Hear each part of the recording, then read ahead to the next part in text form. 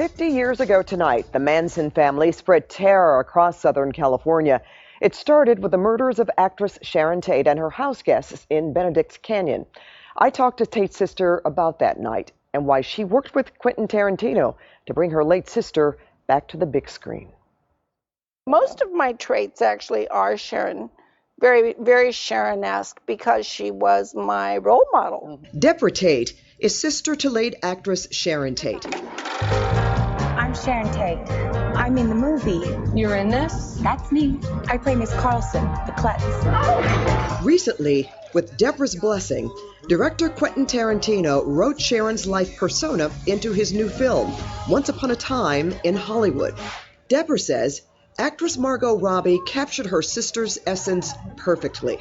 Debra was on set for the filming of Margot Robbie's scenes. I wanted that visit to go on forever. You know, I didn't want the movie to end. I wanted to have access to the current version of Sharon. And that was the closest that you've ever gotten to that? Yes. Yeah. Sorry. No, don't apologize. Debra Tate was 16 years old and had spent most of the summer of 1969 at her sister's home on El Cielo Drive in Los Angeles, where Sharon and her husband, Roman Polanski, were getting ready to start a family. Polanski was out of the country. Debra happened to be away at her parents' home that fateful weekend. And Mother ripped the door open and said, "Sharon's dead." And it didn't make sense to me, and I thought, I'm not hearing things correctly. And then she collapsed to the floor, and I went, oh my God, this is real.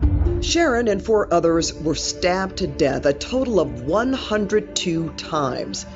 Debra believes Manson's followers were looking for revenge on the previous homeowner, music producer Terry Melcher, who Manson hoped would publish his music. I was told by Vincent Bugliosi that he very unceremoniously rejected the musical ability of Charlie and the rest of the family.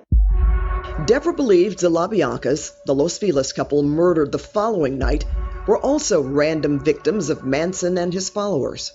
In 1971, a jury sentenced Manson and the Tate LaBianca killers to death.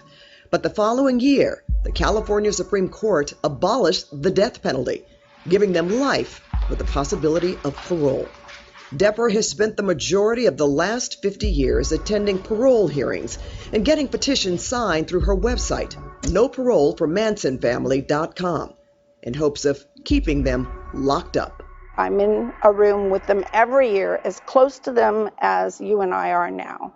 You hear the psych reports. I've read every scrap of material all the way back to their trial. They are still dangerous individuals. Do you think that a new generation of Manson followers are spawning? You do? I know it. Debra says a decade ago, she was warned by the Corcoran State Prison, where Manson was incarcerated, that followers called Mansonites were spreading nationwide.